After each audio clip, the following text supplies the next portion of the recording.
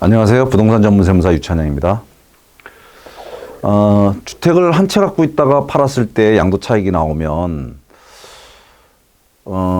세금이 안 나오는 줄 알고 계신 분들이 많죠. 1세대 주택은 비과세라고 알고 있으니까요.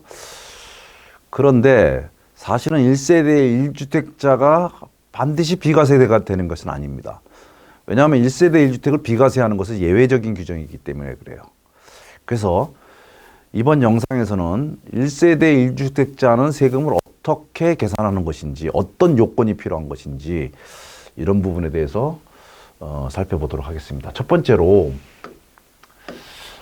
1세대 1주택 양도세 과세 방식을 한 장으로 좀 정리를 해봤는데요. 원래 주택을 팔아서 양도 차익이 생기면 세금을 내는 건 당연하죠. 소득이 있으니까. 그런데 1주택을 갖고 있는 사람이 집을 팔아가지고 그 다음에 쓰는 게 아니라 그걸로 새로운 주택을 사야 되는데 거기다가 세금을 왕창 매겨버리면 새로운 주택 사기가 어렵잖아요. 그래서 주거 안정을 위해서 1세대가 1주택만을 갖고 있다가 그것을 팔아서 이익이 생기면 거기에 대해서는 양도세를 비과세하고 있습니다. 예외적으로 비과세해 주는 거죠. 그래서 예외적으로 비과세해 주기 때문에 그냥 모든 주택을 다 비과세해 주지는 않습니다. 일정한 요건을 충족을 해야 된다는 거죠. 그러면 1세대 1주택자가 양도세를 비과세 받기 위해서는 어떤 요건을 지켜야 되느냐? 첫 번째로는 대원칙이 2년 보유예요. 즉, 내가 주택을 사서 보유하고 있다가 팔 때 총 보유 기간이 2년이 넘어야 일단 비과세가 된다는 겁니다. 그 다음에 두 번째로는 거주 기간인데요. 과거에는 거주 기간이라는 것이 요건이 없었어요. 그런데 2017년 8월 2일 기준으로 거주 기간의 요건이 생겼습니다. 그래서 2017년 8월 1일 이전에 취득한 주택을 그 주택을 처분할 때는 거주를 하지 않아도 비과세를 받을 수가 있어요. 그러나 2017년 8월 3일 이후에 취득한 주택이라면 거주 기간을 따져야 돼요. 그런데 모두가 그런 건 아니고요. 취득 당시에 그 주택이 조정지역 내에 소재하는 주택이었다. 즉 조정지역 내 주택을 2017년 8월 3일 이후에 취득했다면 그 주택을 처분할 때는 그 주택에 2년 이상 거주를 하고 팔아야 돼요. 즉 이런 주택의 경우는 2년 보유, 2년 거주를 해야 된다는 것이죠. 그러나 2017년 8월 3일 이후에 취득했다 할지라도 그 주택이 조정지역 내 주택이 아니라면 그러면 2년 보유만 하고 팔아도 비과세를 받을 수 있다는 겁니다. 거주를 안 해도 비과세를 댄다는 겁니다.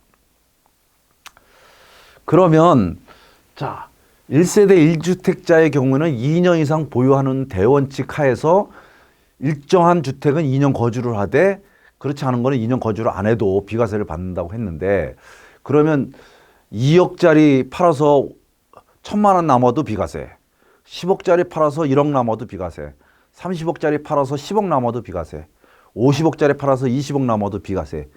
이렇게 하면 형평성에 안 맞죠. 그래서 일정한 금액을 초과하는 것에는 비과세를 해주면 안 되겠다.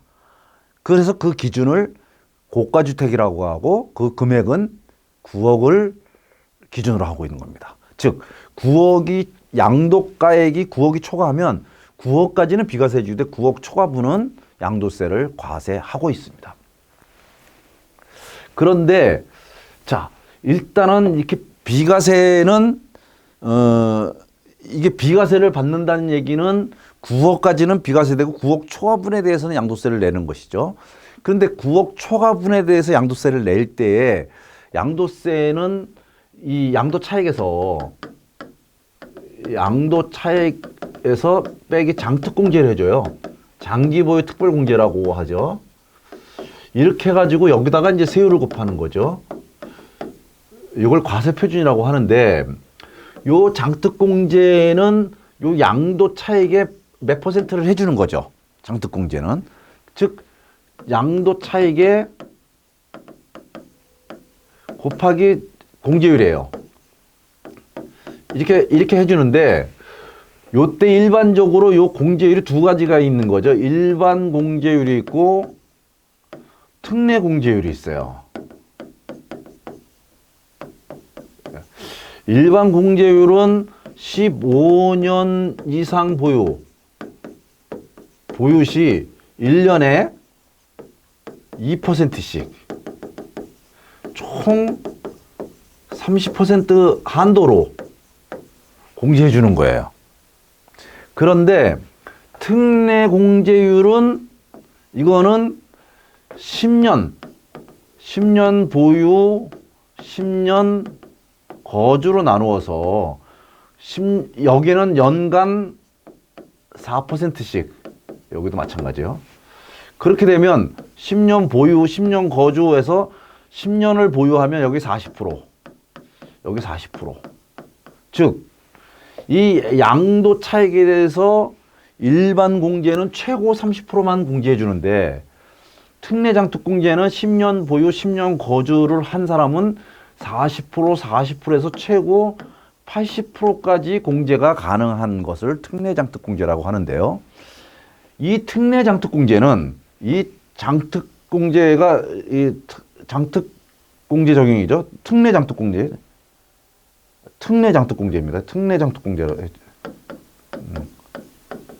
특례장특공제요. 이 특례장특공제는 유일하게 1세대 1주택인 사람이 양도가액이 9억이 초과돼서 고가주택에 대해서 세금을 과세할 때 그때만 유일하게 특례장특공제를 적용을 해요. 그런데 이 특례장특공제, 즉 80%까지 받을 수 있는 이 특례장특공제를 적용받으려면 그때 전제 조건이 2년 거주를 해야 돼요. 2년 이상 거주해야 특례장특공제를 받을 수가 있어요.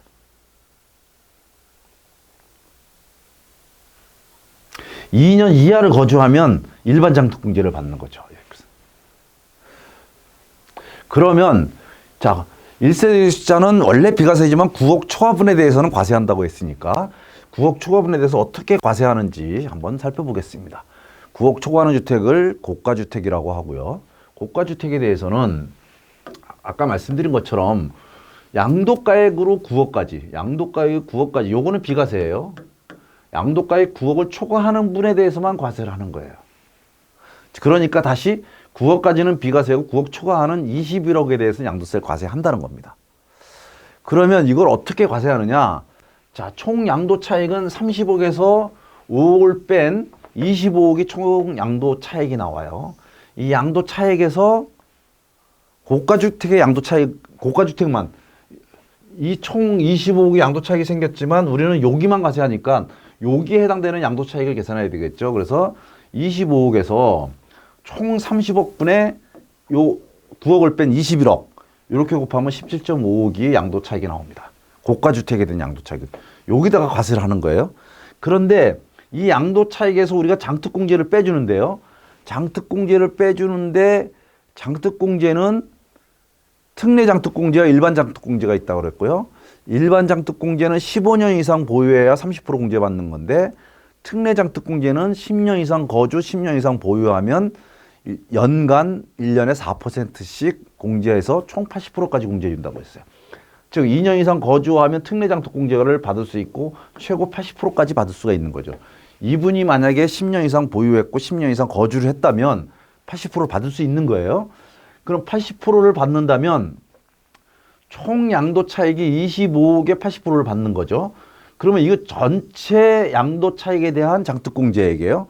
거기서 우리가 고가주택, 즉 30억 분의 21을 곱하면 14억이 양도 차익이 발생을 하게 되는 겁니다. 특례 장특공제가 생깁니다. 그러면 이 17.5억에서 14억을 뺀 3.5억이 과세 표준이 되고 여기다가 세율을 곱해서 양도세를 계산하게 되는 것입니다.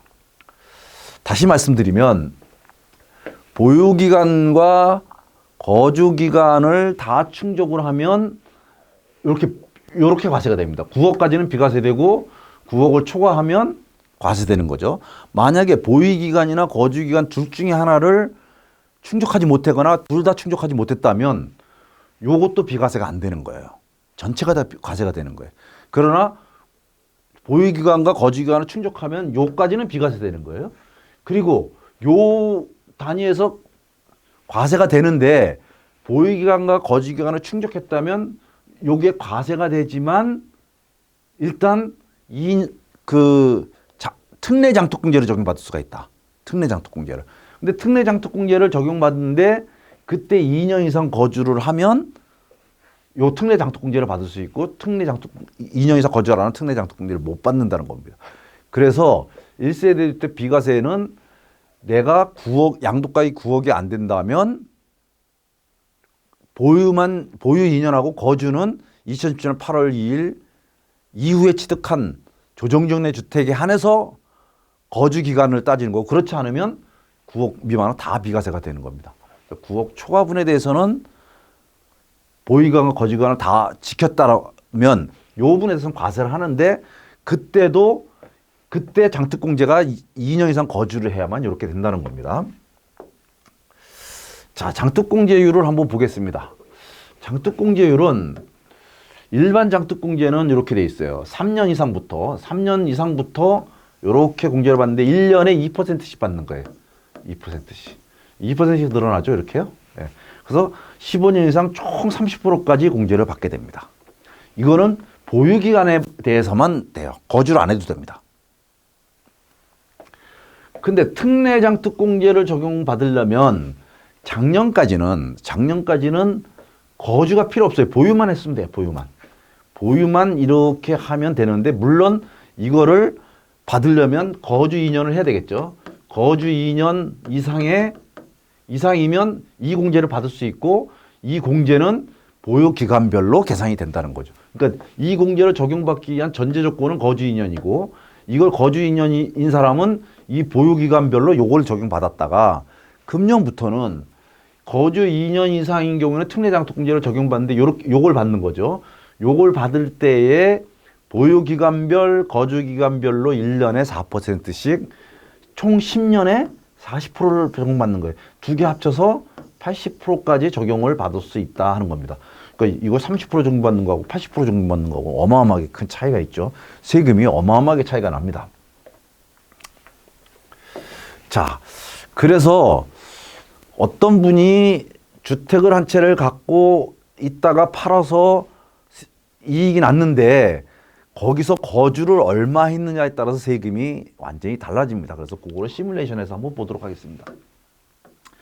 아까 이분이 10년 보유한 사람이에요. 그래서 5억에 사가지고 30억에 팔았는데 이분이 10년을 보유했어요. 자, 근데 거주 기간별로 자, 보유는 10년 했지만 거주 기간별로 세금이 어떻게 계산되느냐 하는 건데요. 이게 25억 남았는데 5억에 사서 30억에 팔아서 25억이 남았는데 거주 기간이 2년이 안 됐어요. 2년이 안 되면 특례장특공제가 해당이 안 됩니다. 그러니까 특례장특공제에 해당이 되고 일반 장특공제에 해당되는 거죠. 일반 장특공제는 1년에 2%씩 총 30%를 한도로 해요. 근데 이분이 보유를 10년 했기 때문에 1년에 2%씩 10년이면 20%죠. 그래서 20%, 2년 미만 보유로 해서 일반 공제로 되죠. 20%만 되는 거예요. 그러면 총 25억에 대해서 20%니까 3.5억이 이제 해당이 되는 겁니다.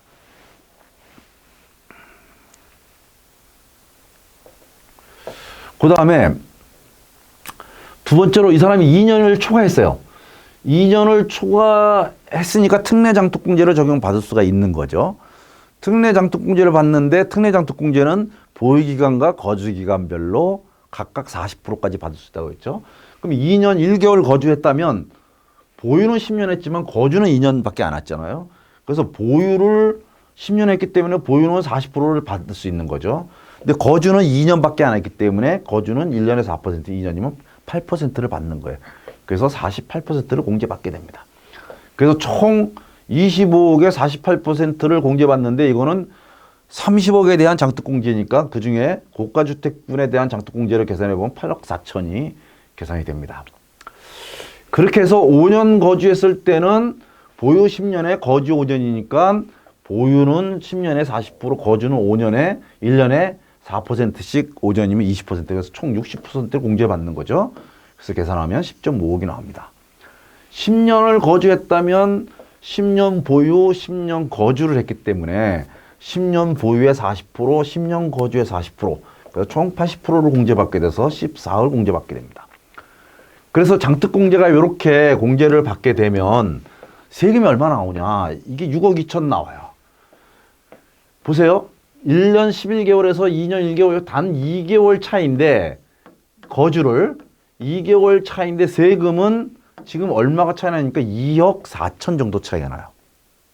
단순히 거주를 딱 2달 정도, 2달이 아니고요. 1년하고 1년 364일 또는 2년 1일, 여기 이틀 차이지만 마찬가지 결과예요.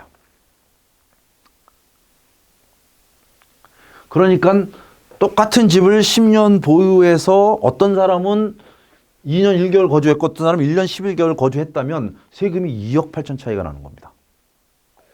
이렇게 5년 거주하면 이렇게 되는데 10년 보유 10년 거주하면 100% 공제를 받으면 1억 2,800 나오니까 총 차액이 5억에 5억.